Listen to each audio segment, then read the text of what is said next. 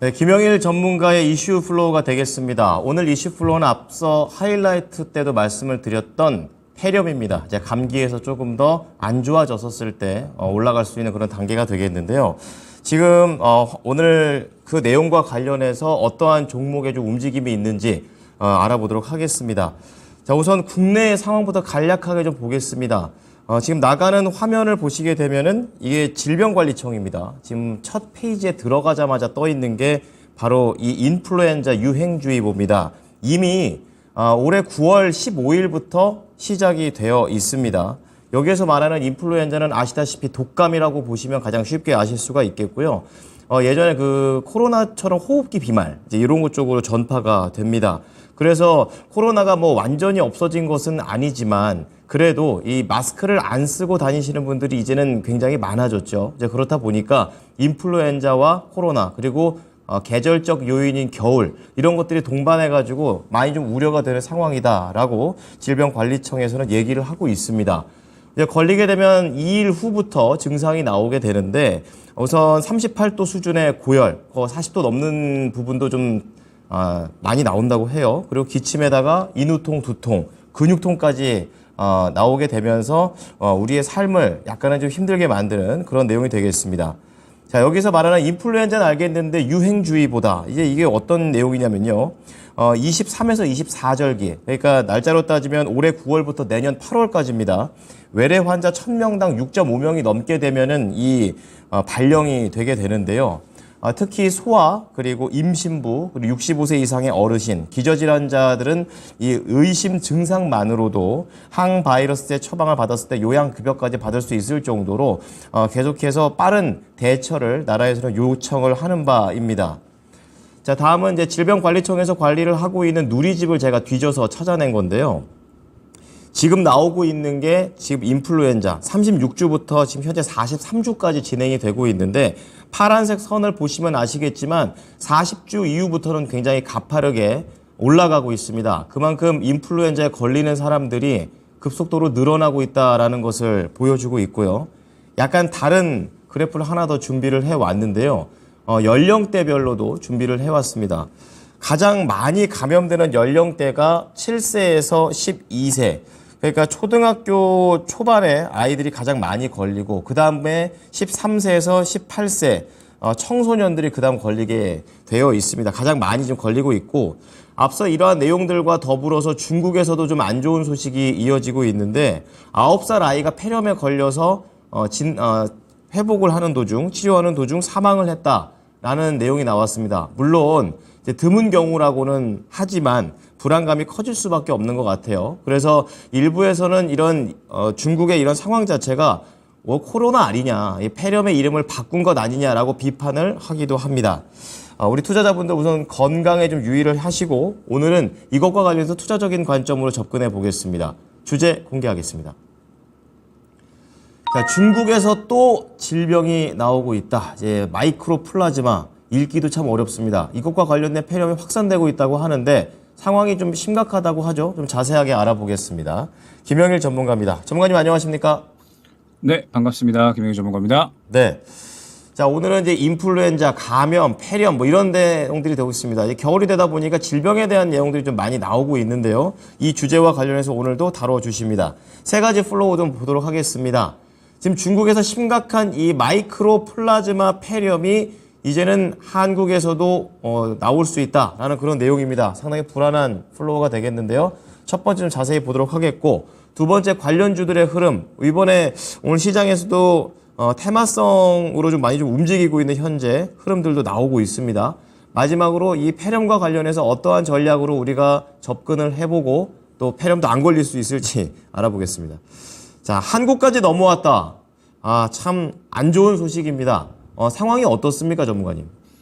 네, 일단은 최근에 중국에서 이제 이 마이코플라스마 폐렴이 계속해서 유행을 하고 있다. 이러한 이야기들이 나왔는데 지금 이제 한국까지도 넘어오려고 하는 이러한 이제 상황이라서 한번 이제 또 다뤄봐야 될 것 같고 시장에서 또 관련주들이 엄청나게 또 날뛰고 있는 상황이라 한번 이야기를 해봐야 될 것 같습니다.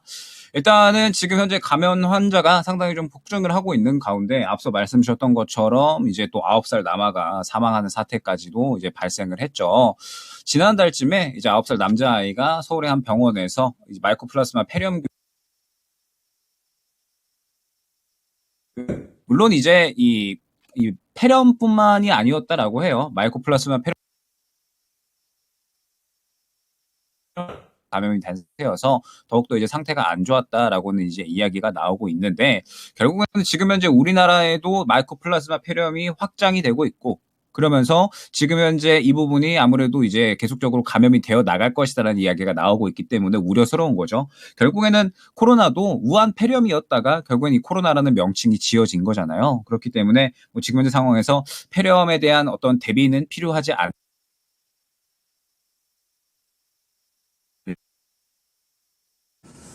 네, 상태가 좀 안 좋아서 다시 연결을 해 보도록 하겠습니다. 자, 오늘 이슈 플로우에서는 이제 마이크로 플라즈마, 중국에서 좀 넘어올 수도 있다, 이런 내용입니다. 예전에 코로나, 중국 쪽에서는 당연히 자기네들이 아니다고 얘기는 하고 있지만 우한 폐렴이 코로나라는 이름으로 뒤바뀌게 되면서 중국에서 오고 있구나라는 그런 의심의 눈초리를 많이 받았었고, 이거는 중국뿐만이 아니라 미국과 중국과의 그런 분쟁으로까지 연결이 됐던 부분도 있습니다. 지금 중국에서의 그런 악재가 다시 한번 또 이 건강 상태로 넘어오고 있는데 조금 더 현재 상황 자세하게 이어가 보도록 하겠습니다. 자, 아이들이 또 뭐 드문 경우지만 이렇게 중복 감염으로도 죽기도 했다고 하는데 좀 추가적인 내용들 어떤 게 있습니까? 네, 이제 뭐 계속해서 이야기를 해보면 지금 현재 이 마이코플라스마 폐렴 감염균이 이제 우리나라에서 상당히 빠르게 퍼져 나가고 있다라고 보시면 될 것 같습니다. 일단 감염 환자의 증가세를 좀 봐야 될 것 같아요. 질병청에서 현재 병원급 218개 지정 의료기관을 통해서 표본 감시를 하고 있는데, 폐렴균 감염으로 입원한 환자 수가 이제 34주, 그러니까 한 8월 달에는 43명이었는데 43주, 그러니까 한 저저번 주 정도 될 것 같습니다.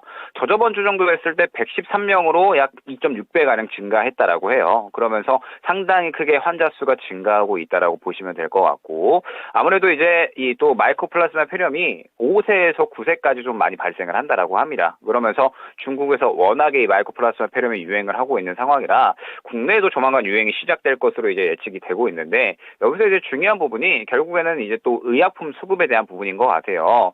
결국 지금 현재 이 중국에서 계속적으로 마이코플라스마 폐렴이 확장이 되고 있고, 그러면서 이 그쪽 관련된 항균제들은 원료 수입약으로 중국에서도 같은 원료 제품을 사용을 하기 때문에 중국에서 계속적으로 유행을 한다라고 했을 때에는 또 우리나라 이 한국의 약품들이 품귀 현상이 나타날 수가 있거든요. 그렇기 때문에 지금 현재 상태에서 미리미리 좀 선제적인 이 조치를 좀 해놔야 되지 않을까라고 정부에서 이야기가 나오고 있는 상황이고, 그렇기 때문에 관련주들이 계속해서 이야기가 나오고 있다라고 보시면 될 것 같습니다.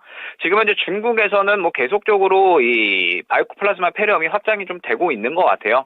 지난 9월부터 마이코플라스마 폐렴이 계속적으로 이제 확산이 되고 있는 상황인데, 일단은 지금 현재 이 최근에 이 중국 남부 광시에 이제 류조시 보건원 같은 경우에는 최근 하루 평균 환자가 1,300명 이상이다라고 이야기가 나오고 있고, 소아병동이 최대 부하 상태로 운영 중이다라고 이야기가 나오고 있어요. 그러면서 결국에는 이제 이 계속적으로 확장이 되어가고 있는 이러한 상황이고, 예전에 이제 코로나 사태 생각을 해보면 그때 이제 이 중국의 상황을 봤었을 때 사람들이 이제 검진을 받으려고 그냥 뭐 의자나 이런 데서 기다리는 게 아니라 땅바닥에서 기다렸던 그러한 사진들 다들 기억을 하실 겁니다. 지금 그러한 상황이 또 이제 소아병동에서 이루어지고 있는 상태라서 우리나라는 또 이제 미리 선제적인 조치를 좀 어느 정도 취해놔야 되지 않을까라고 생각이 되고 있고, 어찌됐든 지금 현재 하락장에서 빈대 관련주들, 그 다음에 또 마이코플라스마 폐렴 관련주들이 완전히 대장으로 움직이고 있기 때문에 관련주들에 대해서도 한번 흐름을 지켜봐야 되는 타이밍이 아닌가 생각이 됩니다. 네, 말씀해 주신 대로 빈대가 지금 오늘 제일 강하게 가고 있고 그 뒤로 코로나 그리고 화이자 관련된 종목들이 전반적으로 나오고 있습니다. 뭐 메르스 바이러스와 관련된 종목들도 가고 있는데요. 자, 그렇다면 이 종목들을 어떠한 관점으로 좀 지켜보시는지 궁금합니다. 네. 일단, 원래 이제 좀 보통 이 시기가 철이기는 하죠. 그래서 항상 이제 또 이러한 타이밍에 또 마이코플라스마 폐렴이라는 이슈가 나왔고, 그러면서 또 주도주 자체는 전체적으로 또 쉬어가는 구간이기 때문에 관련주들이 매우 강하게 상승이 나오고 있다라고 보시면 될 것 같습니다. 그래서 역시나 이제 오늘의 대장주다라고 하면 메가 CS라고 보시면 될 것 같아요. 제가 이번 주 수요일 날에 한번 또 안내를 드렸었던 종목인데, 호흡기 관련된 종목이죠. 주위에 보시면 이 최근에 또 이제 기침 환자들 굉장히 많이 늘어났다라는 부분을 아실 겁니다. 역시나 폐렴 관련했을 때 인공호흡기 관련된 이러한 부분들이 또 모멘텀이 형성이 될 수가 있기 때문에 지금 이제 메가 ECS가 대장으로 움직이고 있는 그러한 부분이고, 잠깐 이제 차트 띄워주시면 지금 이제 수급이 전체적으로 저가에서 상당히 강하게 몰려 있는 부분을 확인을 할 수가 있습니다. 오늘까지도 강하게 밀어지고 있는 그러한 상황이기 때문에 만약 오후까지 이러한 수급이 유지가 된다라고 하면 다음 주까지 추가적인 상승에 대한 부분은 예측을 할 수가 있다라는 거겠죠. 그렇기 때문에 지금 현재 오후까지 이러한 흐름 유지되면은 다음 주에도 이 마이코플라스나 폐렴 관련주들이 움직일 수 있겠구나라는 부분을 확인을 할 수가 있는 거고요. 그다음에 이제 뭐 후속주 메디아나 같은 경우는 살짝의 이제 어느 정도 물량이 좀 나오고 있는 상태이기 때문에 지금 현재 상태에서는 메가 ECS 정도만 호흡기 관련해서 지켜보시면 될 것 같습니다. 그러면서 지금 현재 그 외에 이제 이 마이코플라스나 폐렴 관련해서 이 수혜를 볼 수 있는 제약주들은 전체적으로 약간은 차익 실현이 나오고 있는 모습을 확인을 할 수가 있습니다. 이 외에 이제 오늘 뭐 빈대 관련주들이 상당히 좀 강하게 상승이 나오고 있는데, 뭐 빈대 관련주들이다라고 하면 오늘 이제 경농이나 혹은 이제 뭐 인바이오 이러한 쪽들이 되겠죠. 경농이나 인바이오 이러한 종목들이 지금 현재 상승이 강하게 나오고 있는데, 이러한 종목들은 일단은 뭐 폐렴과는 살짝 이제 연관이 떨어진다라고 봐야 될 것 같고, 오늘 이제 윗꼬리가 상당히 강하게 그려지고 있기 때문에 지금 현재 상황에서 어느 정도는 이제 다음 주까지 상황을 좀 지켜봐야 될 것 같다라고 생각이 됩니다. 그럼 마이코플라즈마 폐렴 관련해서는 말씀드렸듯이 이제 호흡기 쪽과 그 다음에 지금 현재 이 약품 쪽 이렇게 봐야 될 것 같은데, 아마 약품 쪽에 대한 이야기는 지금 현재 상황에서 뭐 국제약품만 봐도 어느 정도 차익 실현이 나오고 있는 그런 상황이기 때문에 한 차례 정도 이제 눌렸다가 향후에 이제 혹시나 마이코플라즈마 폐렴이 더욱더 확산이 돼서 약품이 품귀가 됐다, 이러한 이야기들, 약품 수급하는 데 있어서 문제가 있다, 이러한 이야기들이 나오게 된다라고 했을 때는 아마 제약주들 한 번 더 움직일 수가 있을 것 같고요. 호흡기 관련의 종목들은 뭐 말씀드렸듯이 아직까지 상당히 강한 모습 확인할 수 있습니다. 오늘까지 해가지고 수급이 강하게 밀어 올려주고 있기 때문에 결국에는 지금 현재 상황에서 마이코플라즈마 폐렴 관련된 종목으로는 이 인공호흡기 관련된 종목들이 가장 강하게 움직이고 있구나, 요거를 한번 파악을 해보시고, 대장주인 메가 ECS가 가장 강하게 움직이고 있기 때문에 오후까지 만약에 이러한 이제 흐름들이 유지가 된다, 오후까지 수급이 빠져나오지 않고 흐름이 유지가 된다라고 하면 다음 주 정도까지는 지켜보셔도 무방할 것 같다라는 점 안내를 드리면서, 일단 지금 현재 시장이 워낙에 하락을 하면서 개별주가 계속해서 좀 돌고 있는 그런 그림인 것 같아요. 그렇기 때문에 단기적인 트레이딩으로 접근을 해보시면 좋을 종목군으로 생각해 주시면 될 것 같습니다. 네.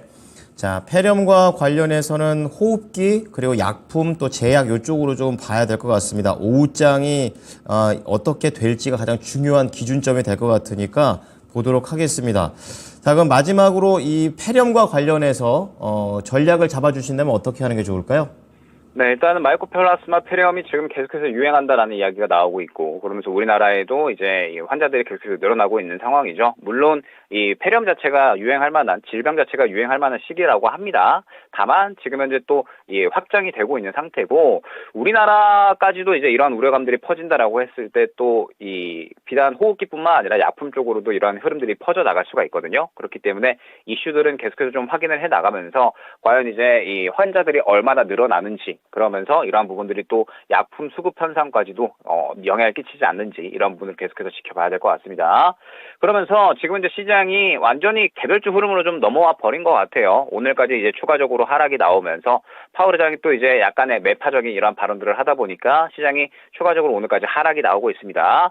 그러면 이제 다음 주에 CPI가 굉장히 또 중요해지겠죠. 다음 주 CPI 나오게 되면서 현재 구간에서 지켜주면서 반등이 나오느냐, 아니면은 또 CPI가 안 좋게 나오면서 추가적으로 하락을 하느냐. 물론 이제 이번에는 CPI가 어느 정도 긍정적으로 나와줄 것으로 기대가 되고 있는 그런 상황이기는 하지만, 어쨌든 지금 현재 상황에서는 조금 더 미리 예측을 하기보다는 상황 보고 움직이는 게 저는 좋을 것이다 라고 생각이 됩니다. 그렇기 때문에 지금 현재 시장에 대해서는 항상 말씀드리듯이 너무 예찬하지 않고 너무 실망하지 않고 그때그때 상황 보면서 대응하는 것이 굉장히 중요하다라는 점. 그러면서 어찌됐든 지금 현재 뭐 2차 전지든 반도체든 전체적으로 차익 실현 조금씩 나오면서 개별주 쪽으로 수급이 들어가고 있으니까, 만약에 다음 주에 반등이 나온다라고 하면은 주도주 쪽에 또 반등이 나올 수가 있거든요. 그렇기 때문에 시장이 반등이 나오면은 주도주와 개별주 같이 보는 흐름, 만약에 시장이 현재 구간에서 깨진다라고 하면은 주도주는 잠시 밀어놓고 개별주 쪽으로 조금 더 집중하는 흐름, 이렇게 이제 다음 주를 준비를 해보시면서, 항상 강조드리듯이 그러한 그림들은 또 이제 수급이 들어가면서 또 나오게 되어 있거든요. 그렇기 때문에 수급이 또 어떤 종목들에 들어가는지까지 오후장 보시고 다음 주 전략 한번 준비해 보시면 좋을 것 같습니다. 전문가님, 그러면 그 개별장과 관련해서 오늘 뭐 폐렴에 대한 얘기 해주셨는데, 주도주 쪽에서는 그럼 2차 전지하고 반도체 어느 쪽에 조금 더 무게감을 두십니까? 지금 현재 2차 전지 같은 경우에는 엊그저께 지금 어느 정도 매물 구간에 부딪히고 전체적으로 차익 실현이 나오고 있는 구간이에요. 그러면서 아직까지 바닥을 잡아줬다라고 보기는 힘들 것 같기 때문에 일단은 다음 주에는 바닥 잡아주는지 요거 먼저 보셔야 될 것 같고, 다만 주도주 종목군의 이 반도체는 아직까지는 살아있는 것 같습니다. 어느 정도 이제 마찬가지 엊그저께 시장 꺾이면서 차익 실현이 살짝 나오기는 했지만 그럼에도 불구하고 아직까지 수급이 살아있는 반도체 종목군들은 좀 보이거든요. 그렇기 때문에 아직까지 반도체 종목군들은 조금 더 긍정적으로 보시면서 다음 주에 주도주 종목군 중에는 그래도 반도체가 조금 더 강세를 보일 수 있지 않을까 이렇게 생각해 주시고, 개별주 종목군들은 항상 수급이 들어가는 종목군들이 또 어떤 종목이 있는지 이렇게 보시면 될 것 같습니다. 네, 자 다음 주를 위한 주도주의 움직임 그리고 개별주에 대한 움직임까지 전부 다 잡아드렸습니다. 오늘 말씀 감사합니다. 네, 감사합니다. 네, 이슈플로우 김영일 전문가였습니다.